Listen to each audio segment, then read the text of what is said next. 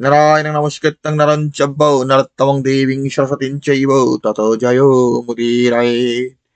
मुखं करोति वाचालं पङ्गुं लङ्घयति गिरिं यतो कृपातमहं वन्दे परमानन्दमाधवम्। यदा यदा हि धर्मस्य ग्लानिर्भवति भारत अभ्युत्थनधर्मस्य तदात्मनं सृजाम्यहम्। परित्राणाय साधूनां विनाशाय च दुष्कृताम् धर्म संस्थापनार्थाय সম্ভবামি যুগে যুগে। সুধী ভক্তবৃন্দ, আপনাদের সকলকে ধর্ম এর একটু এনলাইটমেন্ট চ্যানেল স্কুলে স্বাগত জানাচ্ছি। সেই সঙ্গে অনন্ত আনন্দময় অনন্ত জীবন দর্শন মন্দির এবং বিশুদ্ধ সনাতন ধর্ম মন্দিরে সকলকে স্বাগত জানাই। প্রতিদিনের মতো আজকে আমাদের মন্দিরে বিভিন্ন দেবদেবীর উপাসনা এবং গীতা পাঠ এবং সনাতন সারতত্ত্ব নিয়ে আলোচনা করা হচ্ছে। আজ গতকালের মতো আজকে আমরা ভগবত গীতার 18 অধ্যায়ের কিছু শ্লোক আলোচনা করব। এখানে আমার সঙ্গে রয়েছেন আমার মামনি সরস্বতী লতা, আমার দিদি কৃষ্ণাদি এবং আমার সিনধনা বাবা অমিত। এখন বাবা মামনি, তুই সরস্বতী মামনি, তুমি গীতার 18 অধ্যায়ের 1 নম্বর শ্লোক থেকে পড়া শুরু করো। হ্যাঁ। অর্জুন বলিলেন, হে কৃষ্ণ, হে ঋষিকেশ, সন্ন্যাস ও ত্যাগের বিষয় কি পার্থক্য আমি জানিতে ইচ্ছা করি। শ্রী ভগবান বলিলেন, জ্ঞানীর কাম্য কর্ম ত্যাগীকে সন্ন্যাস বলিয়া জানিবে, আবার সর্বপ্রকার কর্মফল ত্যাগীকেই জ্ঞানীরা ত্যাগ বলিয়া থাকেন। কোন কোন পণ্ডিত কর্ম মাত্রই দোষযুক্ত, সুতরাং ত্যায্য বলেন। আবার অনেক পণ্ডিত বলেন যে যজ্ঞ, দান, তপস্যা এই সকল কর্ম ত্যাগ করা চলে না। হে মহাবীর অর্জুন, আমি এই ত্যাগ বিষয়ে তোমায় নিশ্চয় করিয়া বলিতেছি, শ্রবণ করো। ত্যাগ ত্রিবিধি, যজ্ঞ, দান, তপস্যা রূপ কর্ম পরিত্যাগ করা উচিত নয়, হ্যাঁ অবশ্য করণীয়। হ্যাঁ, এই যে শোনো, এইটা হলো মূল কথা, যে যজ্ঞ দান তপস্যা। আমার কথা হলো যে আমরা গীতা পড়ি, গীতা অনেক কিছু বলে গেছে ভগবান কি করতে হবে, আবার কেন সে কথাগুলো বলতেছে সেটাও বুঝতে হবে। আমাদের যে ঐতিহাসিক দৃষ্টিকোণ থেকে স্বীকার করি আর কি, আমাদের যেটা হয়েছে আদিতে, যে যারা সন্ন্যাস ধর্ম গ্রহণ করত তারা সবকিছু ত্যাগ করতো। তারা ঘর সংসার করতো না, তারা কোনো কর্ম করতো না, তারা যজ্ঞ করতো না, তারা দান করতো না, তারা কোনো তপস্যা করতো না। তারা তারা বলতো যে কর্ম মাত্রই বন্ধনের কারণ, কর্ম করলেই বন্ধন হবে, সেটা তুমি যজ্ঞই করো, সেটা তপস্যাই করো, সবকিছু তারা ছেড়ে দিত। তো এই জন্য ভগবান বলতেছে যে যজ্ঞ দান তপস্যা এটা কখনোই ত্যাগ করতে নেই, এটা মনীষীদের পর্যন্ত পবিত্র আনয়ন করে রাখে। আমরা তপস্যা বলতে কি বুঝায়? তপস্যা বলতে বুঝায় যে তুমি কোনো বিশেষ শক্তি অর্জন করার চেষ্টা করতেছো। হ্যাঁ, তুমি তপস্যা করে কোনো শক্তি অর্জন করবা, তুমি তার ভালো গায়িকা হবা, তুমি ভালো নাচনী হবা। হুম? আমাদের তপস্যা অনেক শক্তি আছে, আমরা অনেক অগ্নিসিদ্ধ হইতো। তুমি আগুনের মধ্যে হাঁটবে, আগুন তোমাকে পোড়াবে না। তুমি জলের মধ্যে হাঁটতে পারবা। তুমি ইচ্ছা করলে এক স্থান থেকে অন্য স্থানে চলে যেতে পারবা। বিভিন্ন বিভিন্ন তপস্যার বিভিন্ন শক্তি আছে। মোট কথা তপস্যা, তুমি যে কোনো শক্তি অর্জন করতে চাও, বিশেষ শক্তির অধিকারী হতে চাও, সেটা হলো তপস্যা। যোগ সাধনা তপস্যা এক জিনিস না, মনে রাখবা। যোগ সাধনা অন্য জিনিস, সেটা আরো অনেক গভীর ব্যাপার, যোগীয়। তপস্যা কি? আমরা একটা বিশেষ শক্তি অর্জন করার চেষ্টা করি সাধনা করে। আর যজ্ঞ কি? আমার যে কাম্য বস্তু, যেটা আমার নাই, আমার অধীনে, আমি যদি সেটা সাধনা করে দেবতাদের সন্তুষ্ট করে, দেবতার সেই জিনিসটা আমাকে দিবে, এটা যজ্ঞ। সে দেবতা হোক বা ঈশ্বর হোক, ভগবান হোক। আর দান করা, দান মানে তোমার যেটা তোমার তোমার তোমার তোমার যে বস্তু তোমার অধিকারে আছে, তুমি যেটা ভোগ করতে পারো, সেটা না করে সেটা ত্যাগ করলা, অন্যকে দিয়ে দিলা, সেটা দান করা। এবং যজ্ঞ দান তপস্যা বলছে ভগবানের ত্রিবিধ কর্ম কখনোই ত্যাগ করতে নাই। তুমি যদি যোগ সাধনা না করো, তুমি ঈশ্বর সাধনা না করো, যোগ সাধনা মানে ঈশ্বর সাধনা নাও করো, তারপরও তোমাকে গীতায় বলতেছে ভগবান যে দেখো, হম, যে যজ্ঞ দান তপস্যা এই ত্রিবিধ কর্ম কখনই ত্যাগ করতে নেই। কি কথা বুঝতে পারছো? হ্যাঁ। আচ্ছা। এখন আহ পড়ো, আবার পড়ো, পড়তে থাকো। হ্যাঁ, কারণ ইহা কারণ ইহা মনুষ্যদের পবিত্রতা আনয়নকারী হইয়া থাকে। হে অর্জুন, আসক্তি ও ফলের আশা ছাড়িয়া এই সকল কর্ম করা কর্তব্য, এই আমার উত্তম মত। নিত্য যে কর্ম করা হয়, অর্থাৎ সন্ধ্যা, গায়ত্রী ইত্যাদি, ইহা ত্যাগ করা অনুচিত। মোহবশত যদি তাহা ত্যাগ করা হয়, তবে তাহাকে তামসিক ত্যাগ কহে। কর্ম কষ্টকর ভাবিয়া শারীরিক ক্লেশ ভয়ে যে কর্ম ত্যাগ করা হয়, তাহা রাজসিক ত্যাগ, এবং সেই ত্যাগ দ্বারা প্রকৃত কর্মত্যাগের কোনো ফল পাওয়া যায় না। হে অর্জুন, কর্তব্যবোধে নিত্য যে কর্ম করা হয়, সেই কর্মের আসক্তি বা ফল ত্যাগ করার নামই শাস্ত্রিক ত্যাগ। পূর্বোক্ত শাস্ত্রিক ত্যাগী ক্রমশ শুদ্ধত্ব, ব্রহ্ম ঐতিহ্য, জ্ঞানরূপ মেধা যুক্ত ও সংশয় বিপর্যয় শূন্য হইয়া থাকেন। তখন তিনি কাম্য বা নির্দিষ্ট অকুশল কর্মে দোষ করেন না, শ্রবণ নিত্য কর্মেও আসক্তি করেন না। পৃথিবীতে দেহি সব কর্মই ত্যাগ করিতে পারে না, তবে যে কর্মফল ত্যাগী, তাহাকেই ত্যাগী বলা হইয়া থাকে। কর্মের ফল ত্রিবিধ, পাপ পুণ্য মিশ্র ভেদে মরণের পর জন্মিয়া থাকে। ইহা কিন্তু সন্ন্যাসীদের কখনো হয় না। হে মহাবীর অর্জুন, সকল কর্ম সিদ্ধির জন্য সংখ্যা বেদ বেদ বেদাস্ত শাস্ত্রে 5টি কারণ কথিত আছে আচ্ছা শোনো, আমি বলি, এখন ভগবান বলছে যে ত্যাগ যেটা, সেটা বলছে যে তামসিক ত্যাগ আছে, রাজসিক ত্যাগ আছে। হ্যাঁ, তা তামসিক ত্যাগকে মোহবশত যদি কোনো কর্ম ত্যাগ করা হয়, মোহবশত, সেটা তামসিক ত্যাগ। আর রাজসিক ত্যাগ কি? শরীরের কষ্ট, শরীর কষ্ট পাচ্ছে, হ্যাঁ, এই ভয়, তুমি শরীরে কষ্ট দিতে চাও না, এই ভয় কোনো কর্মত্যাগ, সেটা রাজসিক ত্যাগ। এবং এই ত্যাগের দ্বারা কখনো সন্ন্যাস হয় না। তুমি ঘর সংসার করতে চাও না, তুমি বিয়ে করতে চাও না, তুমি চাকরি করতে চাও না, তুমি স্কুলে পড়াশোনা করতে চাও না, কারণ তোমার কষ্ট লাগে। ওই ত্যাগ করে কোনো ওই ওই ওই কর্ম ত্যাগ করে কখনো সন্ন্যাসী হইতে পারে না, এই কথাই গীতা বলতেছে। আর কর্তব্য কর্ম যেটা মোহবশত ত্যাগ করে, তামসিক ত্যাগ। এই দুই ধরনের ত্যাগের দ্বারা কখনো সন্ন্যাসী হওয়া যায় না। তো প্রকৃত ত্যাগ কি? সেটাই, যে ত্যাগের মাধ্যমে তুমি কর্মের ফল, কর্তব্য কর্মের যে ফল, তুমি কর্ম করে যাবে কিন্তু কর্মের ফলটা ত্যাগ করবে, এটাই হলো প্রকৃত সন্ন্যাস।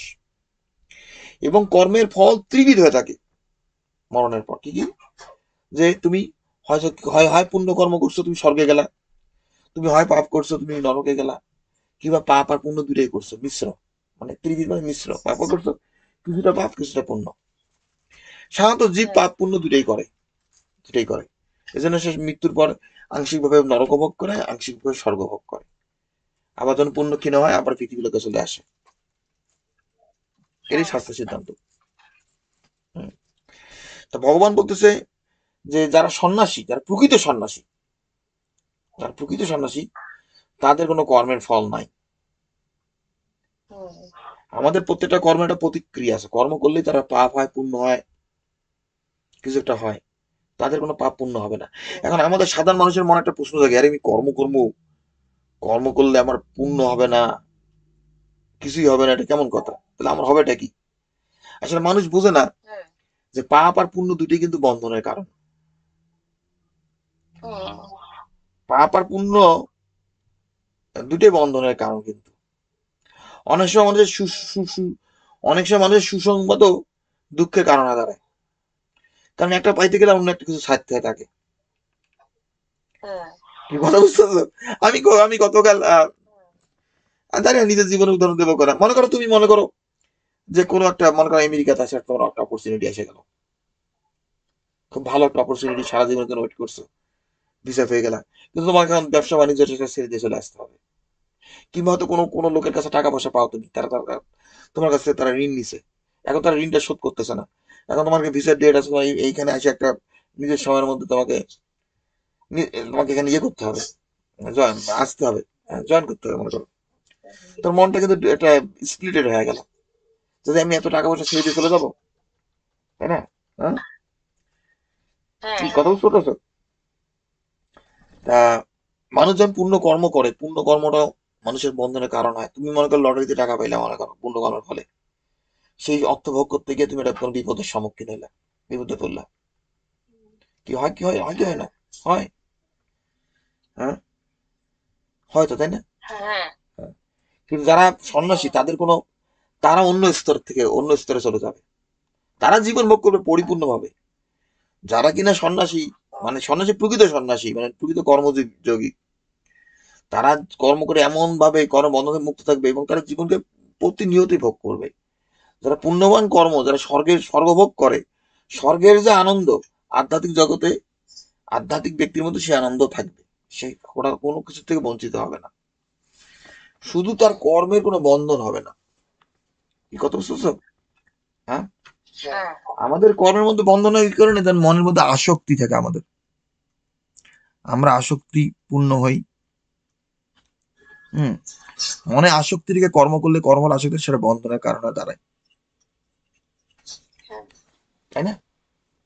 হুম, হ্যাঁ, মনে করো তোমার ছেলে ইউনিভার্সিটিতে পড়ে, কি কোথাও সেটা বিদেশে চাকরি পেলো, একদিকে মনে আনন্দ যে তোমার ছেলে বিদেশে যাচ্ছে, সে একটা বড় চাকরি নিয়ে, আবার মনটা খারাপ হবে যে তোমাকে ছেড়ে চলে যাচ্ছে, দেশ ছেড়ে চলে যাচ্ছে, তাই না?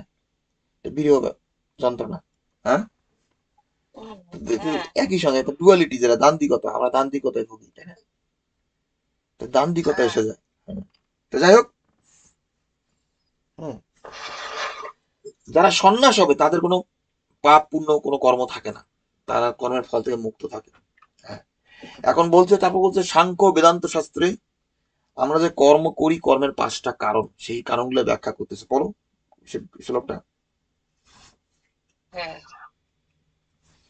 এই 5টি কারণে দেহ, দেহ, বুদ্ধি, অহংকার, অহংকার, মনস্য, ইন্দ্রিয় সকল, প্রাণ আপন ইত্যাদির ব্যাপার এবং পঞ্চম হয় দৈব। মানুষ নিজ শরীর দ্বারা যে বাক্য বা মন দিয়া যে কর্ম বা অধর্ম করে, সেই 5টি তাহার কারণ।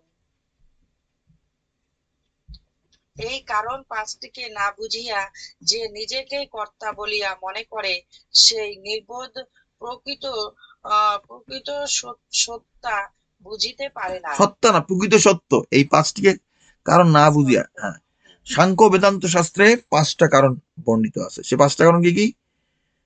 দেহ, নানা প্রকার ইন্দ্রিয়, বলো, পড়ো পড়ো পড়ো, বলো কি কি, বলো। ইন্দ্রিয়, দেহ, হুম, বুদ্ধি, অহংকার, মনস্য, ইন্দ্রিয় সকল, প্রাণ আপন। প্রাণ অপান এবং দেবতা, পঞ্চম কারণ হয় দৈব। হ্যাঁ, দেহ, বুদ্ধি, অহংকার, হ্যাঁ, প্রাণ অপান, প্রাণ বায়ু, অপান বায়ু, হ্যাঁ, সে কারণে আমরা আমরা বিভিন্ন কর্ম করি। অনেক সময় আমরা কোনো কর্ম করতে গেছি, আমি করতে চাইনি, কিন্তু দেবতাদের দৈব ভাবে হয়ে গেছে ঘটনাটা, দৈব কর্ম হয়ে যায়। হ্যাঁ, এই 5টাই কারণ আমাদের মধ্যে, আমরা অনেক সময় অনেক কর্ম করি অহংকার বশত, কিন্তু অহংকার তো কোনো জীবের প্রকৃত সত্তা নয়, সেটা অনিত্য অহংকারটা। সে অহংগ্রস্ত হয়েছে, অহংকার বসে মানুষ কর্ম করে। হ্যাঁ, যেমন ভীষ্ম যুদ্ধ করতেছে অধর্মের পথ থেকে, তার মধ্যে অহংকার, কি অহংকার যে সে নুন খাচ্ছে দুর্যোধনের, অত তার পক্ষে যুদ্ধ করবে, সে শপথ নিছে, সে শপথ ভঙ্গ করবে না, সে বিয়ে করলো না, কোনো সন্তান নিল না, এটা তার মধ্যে অহংকার, যে আমি কর্তা, আমি এই আমিত্বের জন্য, আচ্ছা, এই আমিত্বের জন্য অনেক সময় মনে রাখতে হবে যে এইটাই আর কি, এইগুলোই হলো আমাদের কর্মের কারণ। এগুলোই কর্ম করায়। এই কারণ পাঁচটিকে না বুঝে যায় নিজেকে কর্তা বলে মনে করে, ভগবান বলতেছে সে প্রকৃত সত্যকে জানিতে পারে না, প্রকৃত বোধ তত্ত্বকে বুঝতে পারে না। এই জন্য দেখো আমাদের গঙ্গায় স্নান করলে কেন পাপ ধুয়ে যায়? আসলে তোমার প্রকৃত স্বরূপ তুমি আত্মা। আত্মা তো কিছুই করে না, আত্মা নির্লিপ্ত, তাই না? প্রকৃতি সমস্ত কর্ম করায়। হ্যাঁ, হ্যাঁ, এই জন্য গঙ্গা তত্ত্ব কি? জ্ঞান তত্ত্ব, আত্মজ্ঞান। গঙ্গাকে ভগবান শিব তার মস্তকে ধারণ করে। গঙ্গা হলো জ্ঞানের প্রতীক। এই যে বলছো না, গীতায় বলছো না, জ্ঞানী ব্যক্তি। জ্ঞানী জ্ঞানী ব্যক্তি কি? যার মধ্যে আত্মজ্ঞান আছে। আত্মজ্ঞানী ব্যক্তি জানে যে সে কিছুই করে না, অতএব তাকে কোনো পাপ এবং পুণ্য কোনোটাই স্পর্শ করবে না। এমন না যে তাকে পাপ স্পর্শ করে না কিন্তু পুণ্য স্পর্শ করে। সে পুণ্যবান পুণ্যবান হয় কিন্তু পাপ পাপ করে না, না সেটা না। দুটাই দুই দিক দিয়ে থাকে। দুটাতে তার পাপ পুণ্য কিছুই নেই আত্মজ্ঞানী ব্যক্তির। কারণ সে জানে যে প্রকৃতি সমস্ত কর্ম করতেছে, সে নির্লিপ্ত। আত্মা নির্লিপ্ত, আত্মা কিছু করে না, আত্মা শুধু সমগ্র জগৎকে ধারণ করে রাখা থাকে। হ্যাঁ, হ্যাঁ, হ্যাঁ, তাই তার কোনো পাপ পুণ্য হয় না। এই জন্য গঙ্গায় স্নান করে। গঙ্গা স্নান কি? তোমার মধ্যে আত্মজ্ঞান যদি আসে, তোমার গঙ্গা স্নান করার দরকার নেই। তুমি জানো যে তোমার তোমার মধ্যে আত্মজ্ঞান আছে, তুমি কোনো কিছুই করতেছো না, অতএব তোমার কোনো পাপ স্পর্শ করবে না। কিন্তু এইভাবে বলো না যে আমি পাপ করি, এখন এখন বলছি না আমি তো কিছু করি না, আমি পাপ করলাম, আমাকে পাপ স্পর্শ করবে না। হ্যাঁ, না, পুণ্য তোমাকে স্পর্শ করবে না, পাপ পুণ্য দুটোই ত্যাগ করতে হবে। তুমি যদি পুণ্য কর্ম করে পুণ্য কর্মের ফলের আশা করো, আবার পাপ করে বলো যে না আমি কিছু করিনি, পাপ, তাই না? তা হবে না, দুই দিক দিয়ে থাকতে হবে। কথা বুঝতে পারছো? হ্যাঁ, হ্যাঁ, দুইটাই দুটোকে সমান নিতে হবে, তখন আর তোমার পাপ হবে না। কেন কথাগুলো বলতেছে ভগবান অর্জুনকে? যে ভগবান অর্জুনকে কর্মে উদ্বুদ্ধ করাইতেছে, প্রবৃত্ত করাইতেছে। কারণ অর্জুনের মধ্যে একটা পাপ বোধ আসছে, সে পিতামহ বধ করবে, জ্ঞাতি বধ করবে, তাই না? হ্যাঁ, বলছে হে অর্জুন, হ্যাঁ, তুমি তো কর্ম করতেছে না, প্রকৃতি কর্ম করাইতেছে। তোমার এই কর্ম করতে অনীহা কেন? তুমি কেন করতে চাও না? তুমি ওই কর্ম করো, তুমি যুদ্ধ করো। মোট কথা এই গীতা যত আর্গুমেন্ট আছে, যুক্তিগুলো ভগবান দেখাইছে অর্জুনকে যুদ্ধে প্রবৃত্ত করার জন্য, কর্মে প্রবৃত্ত করার জন্য। আমরা যেন কখনই কর্মকে পরিত্যাগ না করি। হ্যাঁ, আগুনের মধ্যে যখন ধোঁয়া থাকে তখন মানুষের, প্রতিটা জীবের কর্মের মধ্যে কিছু না দোষ ত্রুটি থাকবেই। সেই দোষ ত্রুটির কারণে আমরা কর্ম থেকে নিবৃত্ত হতে পারি না। আমার যে সংসারে কর্তব্য কর্ম যেটা আছে, স্বাস্থ্যসম্মত কর্ম, শাস্ত্রের যে বিধান দিচ্ছে যে কর্মের, সে কর্ম ত্যাগ করতে নিষেধ করছে ভগবান। সবসময় কর্ম করতে বলছে। কারণ কর্ম না করলে চিত্তশুদ্ধি হয় না, কর্ম না করলে আত্মজ্ঞান আসে না, কর্ম না করলে হম কোনো কর্মের বন্ধন থেকে মুক্ত হওয়া যায় না। মনে রাখতে হবে কর্মটা করতে ঈশ্বর প্রীতির জন্য। যেটা গীতায় বলছে 3য় অধ্যায়, যে অকর্ম হইতে কর্ম শ্রেয়, তবে ঈশ্বর প্রীতির জন্য কর্ম, নতুবা কর্ম বন্ধনের কারণ। আমরা যে কর্মটা করবো সেই কর্মটা যেন যজ্ঞ হয় আমাদের, ঈশ্বর প্রীতির জন্য হয়, যজ্ঞার্থে কর্ম। তাহলে কর্ম করেই আমরা পরম সিদ্ধি লাভ করতে পারবো। কি কথা বুঝতে পারতেছো? হ্যাঁ, হ্যাঁ, তো এই যে 5টা কারণ যেটা, যে সাংখ্য দর্শনে বলা হয়েছে, এর কারণেই আমরা বিভিন্ন কর্ম করি, প্রকৃতি সমস্ত কর্ম করায়। কিন্তু এরপর তো সহজ না।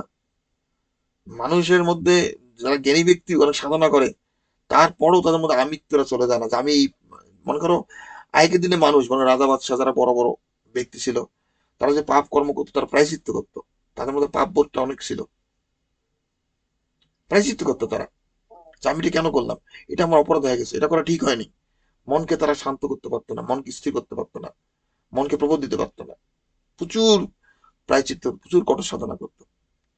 হ্যাঁ, কিন্তু ভগবান বলতে দেখো তোমাদের আত্মজ্ঞান আসে, তোমার এই যে প্রায়শ্চিত্ত করতে হবে না, এত কিছু করতে হবে না। আমাদের দেখো ভগবান যে গঙ্গায় বলছে গঙ্গায় স্নান করার কথা, তাই না? যে গঙ্গায় স্নান দিলে পাপ দিয়ে যায়। যার মধ্যে আত্মজ্ঞান আছে, যে এই তত্ত্বগুলো বলছে, তার সে জ্ঞানের দ্বারাই তার পাপকে সে ধ্বংস করবে। তাকে গঙ্গায় স্নান করতে হবে না। যেটা গীতার 4র্থ অধ্যায় বলছে, অগ্নি যেমন সকল কাজটাকে ভস্মীভূত করে, তেমনি জ্ঞানরূপ অগ্নিও সকল কর্মকে ভস্মীভূত করে। জ্ঞানের থেকে পবিত্র এই ত্রিলোকে কিছুই নেই। জ্ঞানের থেকে পবিত্র কিছুই নেই। জ্ঞানযুক্ত যোগী যথাকালে পরমাত্মায় লয় প্রাপ্ত হয়। এর অর্থ না যে জ্ঞানী ব্যক্তি সে পাপ করতেছে, পাপ করে জগৎকে ধ্বংস করে দিতেছে, না, সে পরমাত্মায় লয় প্রাপ্ত হবে, মানে ভগবানের পরমাত্মার সাথে তার কোনো পার্থক্য থাকবে না। পরমাত্মা কি? সকল আত্মার আত্মা, তিনি সকল জীবের প্রেমিক, সকল জীবের আশ্রয় হবেন, সকল জীবকে সে আশ্রয় দিতে পারবে, সে সকল জীবের আশ্রিত হবে। এত এত আমাদের আধ্যাত্মিকতা তো সহজ না। যেমন করলে যে না রে বাবা, গীতায় তো বলছে পাপ করলে কোনো অসুবিধা নেই, গঙ্গা স্নান করলে পাপ দেওয়া যায়, সাংখ্য দর্শনে বলছে 5টা কারণ, এই জন্য আমি পাপ করতে থাকি না, এইটাই বুঝাতে চাইনি। কি কথা বুঝতে পারতেছো? এটা বুঝাতে হ্যাঁ। পারছে না। তো যাই হোক, পড়ো যেটা ওই গঙ্গায় স্নানের কথা বলছিলাম, গঙ্গায় অনেকের ধারণা যে গঙ্গায় স্নান করলে পাপ দিয়ে যায়, না, গঙ্গায় স্নান করলেও পাপ যায় না যতক্ষণ পর্যন্ত তোমার মনের মধ্যে সেই আত্মশুদ্ধ ভাবটা আসছে আর কি। অনেকে গঙ্গায় স্নান করে কিন্তু করার ভাবে এদের আমি এতটা পাপ করলাম তাই বলে কি পাপটা দিয়ে যাবে? গঙ্গা স্নানে স্নান করলেই পাপ দিয়ে যায়। যার মধ্যে বিশ্বাসটা আসে নেই, কখনোই হুম। তার পাপ যাবে না। কারণ তো স্নানের উদ্দেশ্য হলো তোমার ভিতরটাকে শুদ্ধ করা, শুদ্ধ থাকে হইলো না, তার মধ্যে অশুদ্ধ হয়ে গেছে, এখন অশুদ্ধ থেকে গেল, অশুদ্ধ ভাব। ইনি একটা গল্প আছে যে একসময় মা পার্বতী ভগবান শিবের জিজ্ঞাসা করছিল যে তুমি এত লোক তোমার গঙ্গায় স্নান করতেছে, সবাই স্বর্গে যাবে, তা নরকে আবার কে যাবে? সবাই তো পুণ্যবান হয়ে গেল স্নান করে করে গঙ্গায়। তো ভগবান শিব বলছিল যে মাতা পার্বতী দেখো, তুমি দেখো কয়জন কয়জন স্বর্গ যায়, কয়জন নরকে যায়, তুমি একটু অপেক্ষা করো। আমি এখানে মৃতের ভান করতেছি, তুমি কেঁদে কেঁদে বলবা যে আমার স্বামী দেহত্যাগ করছে, তার মৃত্যু হয়েছে, তার সৎকার করতে হবে। তো সাবধান যে পাপী ব্যক্তি সে যেন তাকে স্পর্শ না করে, শুধুমাত্র পুণ্যবান ব্যক্তি তাকে স্পর্শ করতে পারবে, তার সৎকার করতে পারবে। তো শিব তখন কি করলো, একটা মরার ভান করলো, মরে গেল। এদিকে মা পার্বতী হাউ মাউ করে কাঁদা শুরু করলো। সবাই গঙ্গার তীরে স্নান করতে যাচ্ছে, গঙ্গা নদীতে। সেটা গঙ্গার তীরের ঘটনা আর কি, গঙ্গার তীরে এই ঘটনা ঘটাচ্ছে আর কি, লীলাটা ভগবানের। সেটা মা পার্বতী বলছে আমার স্বামী মরে গেছে, তার সৎকার করতে হবে, তবে সাবধান কেউ যেন তাকে স্পর্শ না করে, তারা পাপী, কোনো পাপী ব্যক্তি যেন তাকে স্পর্শ না করে। সবাই স্নান করে উঠেছে, বলতেছে না রে বাবা, আমি জীবনে কত পাপ করছি, আমার কি ঠিক হবে তার এই রমণীর বিধবার পতির দেহ সৎকার করা, তাকে স্পর্শ করা কি ঠিক হবে? আমার দ্বারা ঠিক সম্ভব না। সবাই চলে যাচ্ছে দেখে দেখে, কেউ সাহস পাচ্ছে না। একজন ব্যক্তি কিন্তু অনেক পাপ করছে জীবনে, তো সে এসে কাছে মা তোমার কি কি কি ব্যাপার, কি হচ্ছে? বলছে আমার স্বামী মরে গেছে, তার সৎকার করতে হবে, তবে পাপী ব্যক্তি তাকে স্পর্শ করতে যেন না পারে। যে পুণ্যবান ব্যক্তি, যার কোনো পাপ নেই, সেই আমার স্বামীকে সৎকার করতে পারবে। তখন বলছে ঠিক আছে মা, আমাকে একটু সময় দাও, আমি জীবনে অনেক পাপ করছি, তবে আমি গঙ্গায় স্নান করে আসি, গঙ্গায় স্নান করে এসেই আমি তোমার পতির সৎকার করবো। তখন শিব জেগে বলে দেখো, এই এতগুলো মানুষের মধ্যে একজনই মানে প্রকৃত বিশ্বাসী, সেই বিশ্বাস করে যে গঙ্গা স্নান করলে পাপ দিয়ে যায়। আর অন্য যারা যাচ্ছে তারা তাদের কারোই বিশ্বাস নাই যে স্নান করলেও পাপ দিয়ে যাবে, তাদের মধ্যে সন্দেহটা রয়েই গেছে। হুম, তাই এটাই হলো মাহাত্ম, যে আমরা যত গীতা পড়ি না কেন, ভগবানের প্রতি একনিষ্ঠ ভক্তি, একাগ্রতা না আসা পর্যন্ত মনের ভিতরে যে ময়লা, চিত্তের যে অশুদ্ধ ভাব, সেটা থেকেই যায়। চিত্তকে শুদ্ধ করা, মনকে শুদ্ধ করা সাধনার মধ্য দিয়ে, সেটা হলো কি, ভগবানের প্রতি অনন্য ভক্তি থাকতে হবে, কোনো সন্দেহ থাকতে পারে না। যেটা গীতা চতুর্থ অধ্যায় বলছে যে শাস্ত্র গুরুর বাক্যে সন্দেহ প্রকাশ করে, তার পরলোক তো দূরের কথা, ইহলোক পর্যন্ত নাই।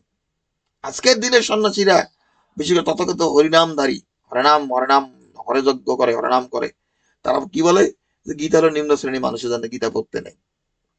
ভগবানের মুখনিষ্ঠিত বাণীর প্রতি তারা ভক্তি না বাড়াইয়া কি করে, ভক্তিটা কমায় দেয়। কি কথা ঠিক কি ঠিক না? কথা ভুল বলছি? হ্যাঁ। না। হুম। ভগবানের বাণী, ভগবানের কথার উপর ভক্তি রাখতে হবে। ভগবানের কথায় ভক্তি রেখে আমরা যদি জীবনে পথ চলি, আমরা জীবনে যে কোনো বাধা অতিক্রম করতে পারবো, যে কোনো বাধা। হ্যাঁ, গীতা বলছে আমি মন্ত্র, আমি ঔষধ। ঔষধ কেন বলছে? যে আমরা হাটে বাজারে কত ওষুধ কিনে খাই, কোন ওষুধ কিনে খাইতে হবে না, কোনো কোনো মেডিসিন কিনে খেতে হবে না। তুমি গীতার বাণী মেনে চলতে, গীতার উপদেশ মেনে চলতে পারো, তোমার রোগ ব্যাধি এমনিতে পালাবে, এমনিতে চলে যাবে। কারণ এর থেকে বড় ওষুধ কিছুই নেই। কারণ গীতা কি কর্মতত্ত্ব। যখন তুমি করতে যাবা তোমার শরীরের মধ্যে রক্ত চলাচল শুরু হয়ে যায়। হয় কি হয় না? হয়। হ্যাঁ। কর্ম করলে দেখো অনেক সময় বিছানায় বসে মনে হয় কি না আমার ঘুম থেকে উঠতে ইচ্ছা করতেছে না, আমার ঠান্ডা লাগতেছে, না আমি ঘরটা ঝাড়ু দেবো, কি এটা করবো। কিন্তু কাজ করতে গেলে কিন্তু কোনো ঠান্ডা ঠান্ডা কিছুই লাগে না। লাগে? আমার নিজের হ্যাঁ, ব্যক্তিগত অভিজ্ঞতাতে ঠিক। বলতেছি। কাজ করতে গেলে কোনো ঠান্ডা ফান্ডা কিছুই লাগে না। যেমন আজকে আমি কিন্তু গতকাল রাতে আমার মোটেই ঘুম ভালো হয়নি। খুবই ঘুমটা খারাপ হয়েছে। তো আজকে সকালে ঘুম থেকে উঠছি, মানে অ্যালার্ম সেট করে রাখছি যে জিমে যাবো, জিম করতে। ঘুম থেকে ভাঙে কিন্তু মনে হচ্ছে যে যে আমার তো শরীর ঘুম না না ঘুমাই আমি গিয়ে জিম করি। তারপর চিন্তা করলাম না, তারপরে যাওয়া উচিত। জিম না করতে পারলেও অন্তত জেগে থাকি। কারণ আমি দিনে একটু বেশি করে ঘুমাই, আবার বেলা গড়ায় ঘুমাই দিই, তাতে তো ঘুম আসবে না তখন, তাই না? তো আমি কিন্তু জিমে গেছি, এবং জিমে গেছি শুধু এক্সারসাইজ করি নাই, খুব ভালো মানের এক্সারসাইজ করছি, মানে ইন্টেন্স ওয়ার্কআউট। জিমে যাইতে ইচ্ছে করলো না, অত যাওয়ার পরে কিন্তু ঠিকই আমার শরীর অনেক শক্তি। আমার যে বিছানাতে ঘুম থেকে উঠেছে মনে হচ্ছে না ভালো লাগতেছে না খারাপ লাগতেছে, ও কোনো খারাপ ভাব, ওগুলো কোনো ভাবই নেই। তো এই যে ওয়ার্কআউট করলাম, এক্সারসাইজ করলাম, এটা গীতাতে বলছে যে দেহ রক্ষা করার জন্য কর্ম করা প্রয়োজন। যারা কর্ম করে তাদেরকে রোগ ব্যাধি হইতে পারে? হতে পারে? হ্যাঁ, না। হয় না। না। যারা দেখবে বাংলাদেশে, ইন্ডিয়া দেখো, যারা খেতে খামারে কিন্তু কাজ করে মজুর যারা, তাদের কিন্তু রোগ ব্যাধি অনেক কম হয়। কি কথা ঠিক কি ঠিক না? তুই জিজ্ঞেস না যে তুমি নাই কি তো বলো? বলতে। হ্যাঁ। হ্যাঁ, হ্যাঁ। আচ্ছা, তা গীতা গীতা কেন ওষুধ বলছে? যে গীতা আমাদের শিক্ষা দেয় আমাদের কর্ম করতে, আমাদের দেহ দিয়ে কর্ম করতে, আর মনটা ঈশ্বর স্থির রাখার জন্য। কারণ মনের মধ্যে যেন কোনো উদ্গ্রীব না থাকে, কোনো কোনো ভয় না থাকে, কোনো অ্যাংজাইটি, উদ্বিগ্নতা না থাকে। আমাদের যে অ্যাংজাইটি, মেন্টাল স্ট্রেস, এগুলো হলো রোগ ব্যাধির কারণ। এগুলো হলো রোগ ব্যাধির কারণ। আমাদের মধ্যে যখন ভয় আসে, উদ্বেগ হ্যাঁ। আসে, হ্যাঁ, আমরা যখন মনের মধ্যে অস্থিরতা আসে, চঞ্চলতা আসে, আমরা ধৈর্য হারাই ফেলি। এই যে মনের ভাবগুলা, এগুলোই আমাদের শরীরের মধ্যে রোগ ব্যাধি হিসেবে দেখা দেয়। মানে প্রতিটা মুহূর্ত আমরা যতক্ষণ আমার ইংরেজি বলে স্ট্রেসড আউট করা, স্ট্রেস ফিল করা, তুমি চাপ অনুভব করতেছো, তুমি নিতে পারতেছো না, তুমি তুমি ধৈর্য হারাই ফেলতেছো। আমি লক্ষ্য করছি, আমি নিজে লক্ষ্য করছি যে আমাদের অনেকের ধারণা হইতে পারে যে গীতা পড়ে কি হবে, পূজা করে কি হবে। না, কি হোক না হোক তোমার গীতা পড়লে, তোমার লক্ষ্মীর ব্রত পালন করলে তোমার টাকা পয়সা আসুক না আসুক, এটা হোক না হোক, সেটা বড় কথা না। মনে রাখবা, নিয়মিত পূজা অর্চনা করলে পরে, গীতা পাঠ করলে, স্বাস্থ্য মেনে চললে মনটা শান্ত থাকে, স্থির থাকে। হ্যাঁ। মন শান্ত থাকবে, মন যতক্ষণ শান্ত থাকবে, মনের মধ্যে যতক্ষণ স্থিরতা থাকবে, তখন রোগ ব্যাধি সমস্যা তোমাকে টাচ করতে পারবে না। আমাদের জীবনে অনেক সমস্যা আছে যেটা আমরা সমস্যা বলে মনে করি, আদৌ কিন্তু সেগুলো সমস্যা নয়। সেই সমস্যাগুলো আমাদের জীবনে আসেই না, বরং অনেক সময়, অধিকাংশ সময় আসে না। কিন্তু আমরা এটা সমস্যা হচ্ছে, এই প্রবলেম হচ্ছে, আমি কি করে বাঁচবো, আমি কি করে চলবো, এই ব্যতিব্যস্ত হয়ে যাই। এর মধ্য দিয়ে কিন্তু আমরা আমাদের মানে রোগ ব্যাধি বাড়ায় ফেলি, বিভিন্ন সমস্যার সৃষ্টি করি। আমাদের মনের মধ্যে যত অস্থিরতা আসবে, চঞ্চলতা আসবে, তত আমরা জীবনে ভুল সিদ্ধান্ত নিব, এবং আমাদের জীবন থেকে লক্ষ্যে চলে যায়। এই কথা বুঝতে পেরেছ? হ্যাঁ, হ্যাঁ। হ্যাঁ। কেন ভগবান অর্জুনকে বলতেছে যে সাংখ্য তত্ত্বে 5টা কারণ বলা হয়েছে? হ্যাঁ, এই কাজটা পারণ না জানিয়া যে নিজেকে কর্তা বলে, সে নির্বোধ। তাকে বলছে ভগবান নির্বোধ, সে নির্বোধ প্রকৃত সত্যকে জানিতে পারে না।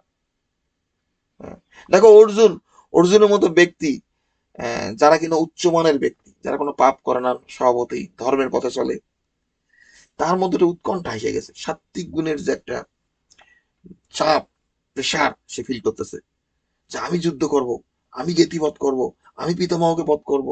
তার মধ্যে পাপ বোধ চলে আসছে। কিন্তু এই যে তার মধ্যে এই ভাবটা, এটাকে আমরা খারাপ দৃষ্টিতে দেখা উচিত না। কারণ পৃথিবীর কজন মানুষ আছে অন্তত তার মধ্যে এই ভাবটা আসবে যে না আমি যুদ্ধ করবো না, আমি পিতামহ বধ করবো। অর্জুনের মধ্যে তো অন্তত আসছে। কিন্তু ভগবান সেখান থেকেও তাকে একটা আরো গভীরে নিয়ে যাচ্ছে, যে দেখো, তুমি যখন ক্ষত্রিয়, ধর্মযুদ্ধই ক্ষত্রিয় কর্তব্য, তুমি তোর কর্তব্য করে যাও। হ্যাঁ, স্বভাবজাত কর্ম করলে কেউ কখনো পাপভোগী হয় না, 18 বলছে ভগবান। তুমি যদি ক্ষত্রিয়, তোমার স্বভাব এলো যুদ্ধ করা, তোমার কর্তব্য এলো যুদ্ধ করা। এই কর্ম করে তোমার পাপ ভোগী হতে হবে না, তুমি, তোমার কোনো পাপ হবে না। হুম। তা যাই হোক, আত্মজ্ঞান যাদের মধ্যে আসবে, কারণ তোমার মধ্যে পাব্য দশা মানে কি? পাব্য দশা মানে মনের মধ্যে অস্থিরতা আসা, মনের মধ্যে চঞ্চলতা আসা, মনের মধ্যে বিচলিত ভাব নিয়ে আসা। কি কথা ঠিকই ঠিক না?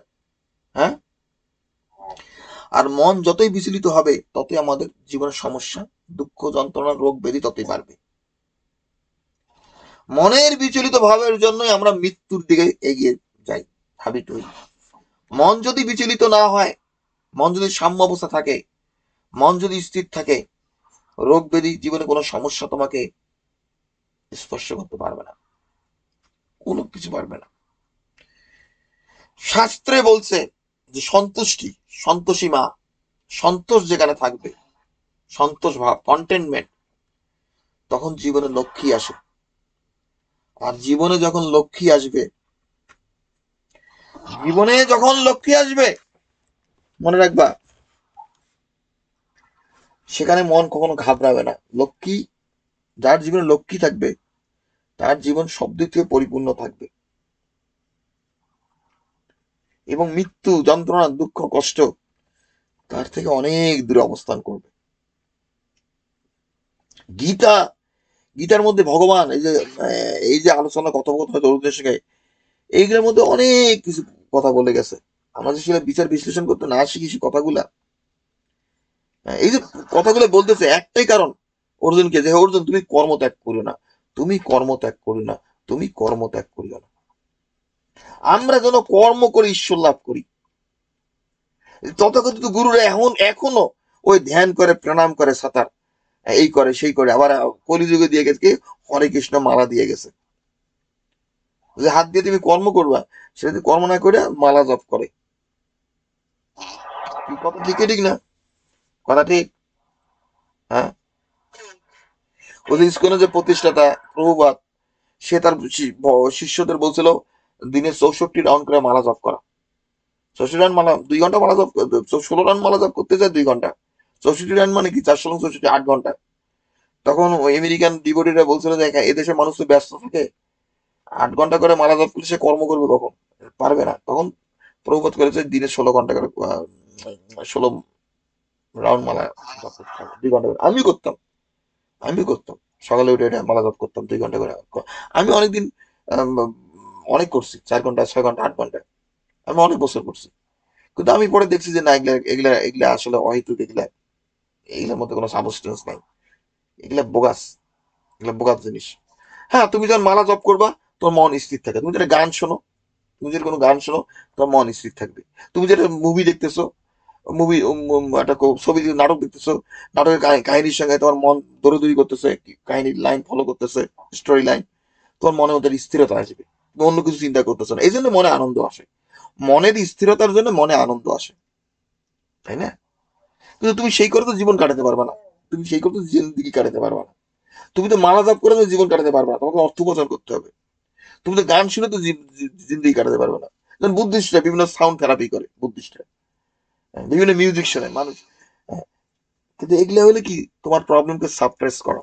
এগুলো দিয়ে কখনো, এসব করে কখনো তোমার মনে স্থিরতা আসে না।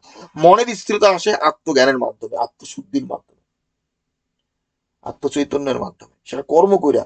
আমরা যে আমাদের প্রতিনিয়ত চিত্তকে শুদ্ধ করতে শিখি, তাহলে মনের মধ্যে শান্ত ভাব আসে। এই জন্য আমি মনে করো আমি সব ভালো সিদ্ধান্ত নিছি যে জিমে গেলাম।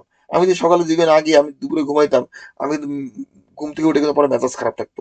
যখন কি করি, আমার শরীরটা ভালো লাগতেছে না, রান্না করতে ইচ্ছে করতেছে না, খাইতে ইচ্ছে করতেছে না, ওখানে যাইতে ইচ্ছে করতেছে না। আমি লক্ষ্য করছি, সকালে উঠে একটা সঠিক সিদ্ধান্ত নেওয়া যায়।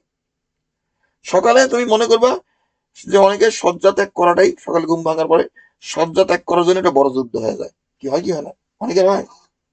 হুম। হয়, হয়। কিন্তু শয্যা যখন ত্যাগ করে যাবা, দেখবো যে 5 মিনিট, 10 মিনিট পরে, 15 মিনিট পরে সেটা মনেও নাই।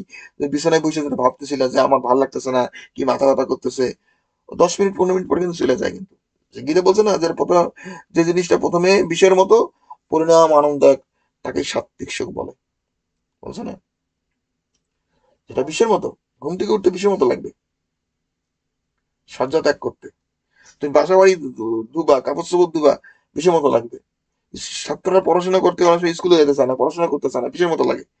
যারা পড়াশোনা করে, অধ্যয়ন করে, সাধনা করে, জীবনে কিছুটা অর্জন করে, তখন সেটা অমৃত হিসেবে দেখা যায়। আর মনে রাখবা যে আমাদের স্কুলের নাম কি, আমাদের মন্দিরের নাম কি? অনন্ত আনন্দ বা অনন্ত জীবন ও দর্শন মন্দির। অনন্ত জীবন, অনন্ত জীবন তোমার কোলের মধ্যে এসে পড়বে না মালা জপ করলে। সেই জীবনকে তোমাকে গড়ে নিতে হবে, সেই হ্যাঁ। জীবনকে গড়তে শিখতে হবে।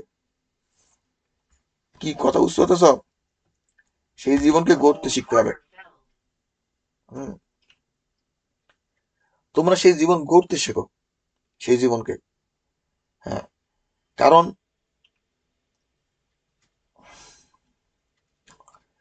কর্মের মধ্য দিয়ে, আর সেই কর্মটা তবে যজ্ঞ। যজ্ঞ। তুমি চুরি চামারি করলা, ডাকাতি করলা, মানুষের ক্ষতি করলা, জীবের ক্ষতি করলা, অমঙ্গল করলা, অকল্যাণ করলা, সেই কর্মের মধ্য দিয়ে তুমি অনন্ত জীবন করতে পারবে না। প্রতিটা জীবকেই তার কর্মের ফল ভোগ করতে হবে। কিন্তু আমাদের শাস্ত্রের জ্ঞান মেনে চলি, আমরা যে গীতার জ্ঞান মেনে চলে কর্ম করি, সেই কর্মের মধ্যে আমরা অমৃত লাভ করতে পারবো। কারণ কি? সেই কর্মের যে গতি, কর্মের যে পথ ভগবান গীতা দেখাইছে, শাস্ত্রে দেখাইছে, সেই পথে চললে আমরা কোনো অকল্যাণকর কর্ম করতে পারি না। জগতের কল্যাণার্থে আমাদের কর্মগুলো হবে। মোট কথা, গীতা তত্ত্ব হলো কর্মতত্ত্ব। যারা বলে যে গীতা ধ্যানের কথা বলছে, না, ধ্যানের কথা বলছে, কিন্তু কখনোই ভগবান সেটা রিকমেন্ড করেনি। গীতা যদি যারা কেয়ারফুল হয়ে খুব যত্ন সহকারে গীতা পড়বে, গীতা হলো কর্মতত্ত্ব। ধ্যান প্রাণায়ামের একটা উল্লেখ দিছে, রেফারেন্স দিছে। অর্জুনকে বলছে, হে অর্জুন, চুপ কর, তুই যদি ধ্যান করতে চাস করবি। কিভাবে ধ্যান করতে হয় তুই অপেক্ষা কর, আমি তোকে ব্যাখ্যা করতেছি ধ্যান করতে কিভাবে, প্রাণায়াম করতে কিভাবে। সেটা সে বলে গেছে। আগে নিষ্কাম কর্ম করে চিত্ত শুদ্ধি করতে হয়, পরে পরে ধ্যান করতে হয়। মনের মধ্যে যে কামনা থাকে, বাসনা থাকে, তার ধ্যান আসবে কিভাবে? হ্যাঁ, এই জন্য গীতার যে তৃতীয়, চতুর্থ, পঞ্চম, সেগুলো সে বিভিন্ন ধ্যানের কনসেপ্ট, যজ্ঞ তত্ত্ব, কর্মতত্ত্ব, হ্যাঁ, খুব সুন্দর করে ব্যাখ্যা করে গেছে যে নিষ্কাম কর্ম ব্যতীত সন্ন্যাস হলো দুঃখের কারণ, বলে গেছে না পঞ্চম অধ্যায়। হ্যাঁ, হ্যাঁ। মানে মনের হ্যাঁ। মধ্যে এখনো কামনা বাসনা, চিত্ত অশুদ্ধ, তুমি সন্ন্যাসী হয়ে গেছো, বয়ে বয়ে মালা জপ করতেছো। এই যে যারা ইস্কনের, যারা যারা মালা জপ করে, তারা তো সন্ন্যাসী। তো মহাপ্রভুর যে মন্ত্র, হরে কৃষ্ণ মন্ত্র, ওটা সন্ন্যাসের মন্ত্র, সন্ন্যাসের মন্ত্র। যারা কিনা এই জীবন, পার্থিব জীবন ভোগ করতে চায়, এই এই জীবনে প্রতিষ্ঠিত হতে, তারা জীবনে কিছু অর্জন করতে চায়, তাদের জন্য মহাপ্রভুর হরে কৃষ্ণ মন্ত্র নয়। যারা জানে না, গর্দভ কিছু মানুষ আছে, তারা না জানে সেটা হরে কৃষ্ণ করে, তারা বোঝে না কিছু। হরে কৃষ্ণ একটা সন্ন্যাসের মন্ত্র।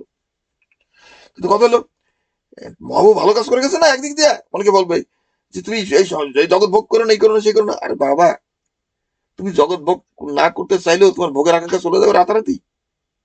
হ্যাঁ, কি কথা ঠিক? হ্যাঁ, ঠিক। হ্যাঁ। যাবে না, নাম্বার ওয়ান। নাম্বার টু, জগৎ ভোগ করার সঙ্গে আমাদের শাস্ত্রের কোনো বিরোধিতা নেই। বিরোধী হলো অধর্মের সঙ্গে, অন্যায়ের সঙ্গে, অনীতির সঙ্গে, তোমার মূর্খতার সঙ্গে, অজ্ঞতার সঙ্গে, তোমার আলস্যবোধের সঙ্গে। তুমি কর্ম করছো, কর্ম করে কোনো কিছু অর্জন করছো, সেটা ভোগ করবা, অসুবিধা কোথায়? এর মধ্যে দিয়ে তুমি তমগুণকে নষ্ট করে দাও।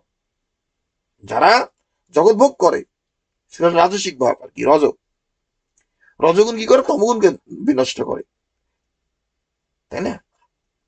হ্যাঁ? হ্যাঁ। তোমার গীতা কি? তোমার তমগুণকে ধ্বংস করে রজগুণ, রজত থেকে সত্য যেতে হবে, এবং তম রজ সত্যের যে অতীত হওয়া, যারা অতীত করতে পারে, মানে মানে কোনো গুণের অধীন হওয়া যাবে না, সেটাই হলো গীতা তত্ত্ব, নিষ্কাম কর্মতত্ত্ব, আত্মতত্ত্ব। আত্মা হলো গুণের অতীত। হুম। কিন্তু ওরা যখন বুঝায় যে যে না তুমি ভোগ করো না, মানে তোমার মধ্যে সাত্ত্বিক ভাব চলে আসলো একেবারে, মানে সাত্ত্বিক গুণ, না না, ওটা সাত্ত্বিক না, ওটা তামসিক, তামসিক। যারা কর্ম করে না, যারা কর্ম করে না, কর্ম করে জগৎ ভোগ করে না, তাদের মধ্যে সাত্ত্বিক ভাবটা আসবে কোত্থেকে? ওই একটা কথা আছে না, আঙ্গুর ফল টক, একটা কথা আছে না, গ্রেপস আর সাওয়ার। হ্যাঁ, সে কিন্তু আঙ্গুর ফল খাইতে পারছে না। আঙ্গুর ফল খাওয়ার মতো তার মানে অ্যাফোর্ড করার মতো ক্ষমতা নেই, তার পয়সা নেই, অর্থ নেই, সামর্থ্য নেই। এখন সে বলে না, আমি আঙ্গুর ফল খাই না, কারণ আঙ্গুর ফল হচ্ছে টক। হুম, তাই না? সেই শিয়ালের একটা গল্প আছে আঙ্গুর ফল খাওয়ার, তোমরা হয়তো শুনতো। যাক, আঙ্গুর ফল হচ্ছে টক, না, আঙ্গুর ফল টক না। আঙ্গুর ফল ঠিকই আছে, তোমার খাওয়ার সামর্থ্য নাই, তোমার জগৎ ভোগ করার সামর্থ্য নাই। একেবারে ওরা গুরুরা, এখনকার গুরুরা একেবারে কি লেকচার দিল, না এটা করিস না, না ওটা করা যাবে না, একেবারে বললো হয়ে গেল। আমাদের শাস্ত্র কখনোই বলে নাই যে তুমি জগৎ ভোগ করো না। আমরা শক্তি সাধনা করি, শক্তির উপাসনা করি, সবাই কোনো না কোনো ভাবে জগৎ ভোগ করে। স্বয়ং শ্রীকৃষ্ণ সেও ভোগ করে, সেও বলছে যে আমি সকল যজ্ঞের ভোক্তা, আমি আমি সকল যজ্ঞের ভোক্তা। আমরা যে যজ্ঞে আহুতি দিই সেটা ভোগ করে সে।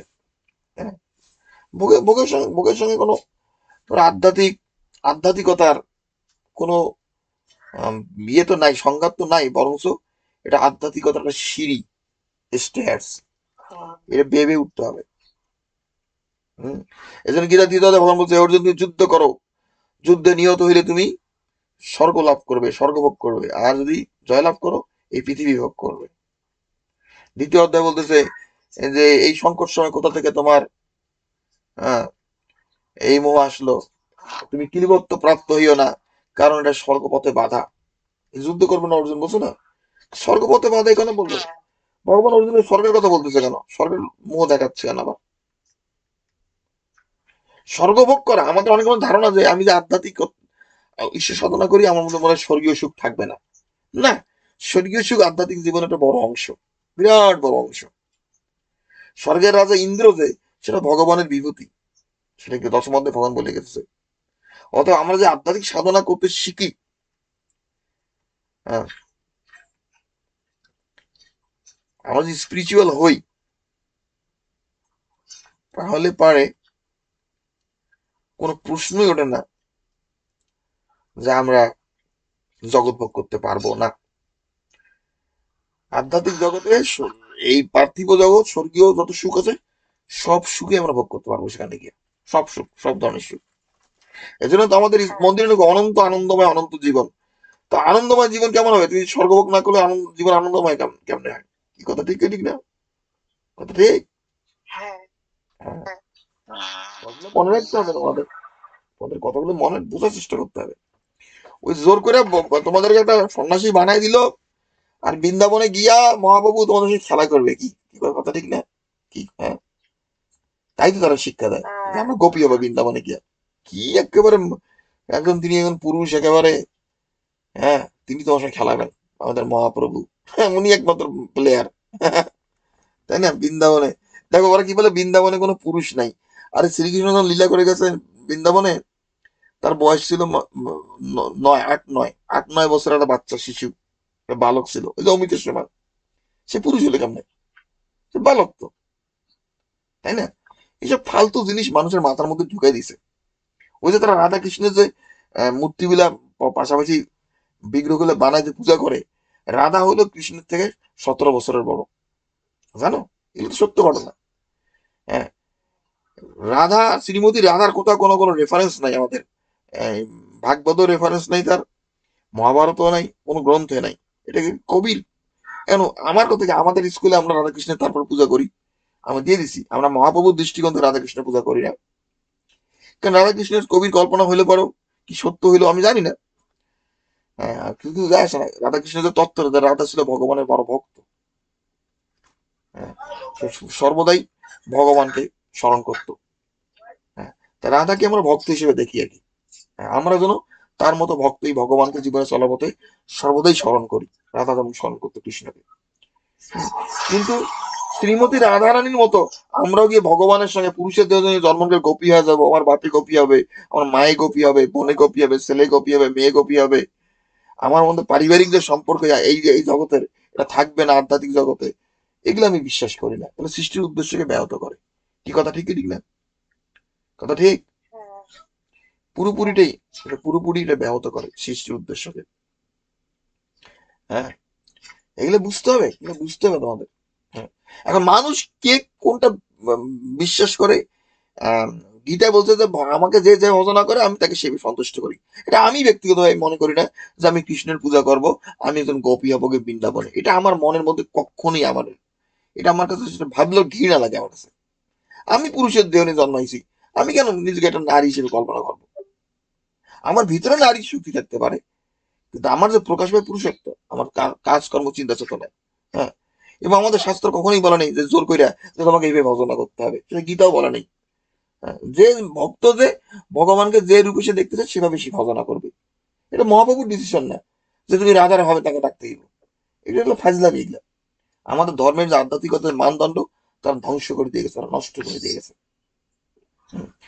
তা যাই হোক, এই যে ভগবান বলছে যে সাংখ্য ও দর্শন মতে 5টি কারণে কথা বলছে, এই 5টি কারণ যে বলবে সেই হলো যে বুঝবে, যে প্রয়োগ করবে, সেই হলো প্রকৃত পুরুষ, সেই হলো প্রকৃত ম্যান। কি কথা বুঝতে পারতেছো? হ্যাঁ, কারণ আমরা তো জ্ঞান যেটাকে বলি, জ্ঞান তত্ত্ব, জ্ঞানটা হলো কি পুরুষ। আচ্ছা পড়ো মামনি, পড়ো পড়ো পড়ো, পড়তে থাকো, একটা অধ্যায় পড়ো পড়ো।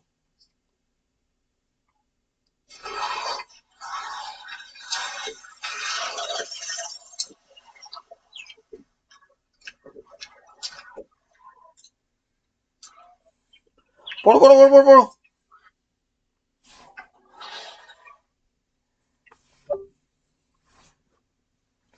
চলে গেছো? লাইন কেটে গেছে? আচ্ছা, তাহলে আজকে ওরা যদি নাই থাকে তাহলে আমাকে আলোচনা তাহলে এখানে শেষ করতে হচ্ছে, বোঝা যাচ্ছে। হ্যাঁ, এই লতা তুমি ফোনের মধ্যে আসো।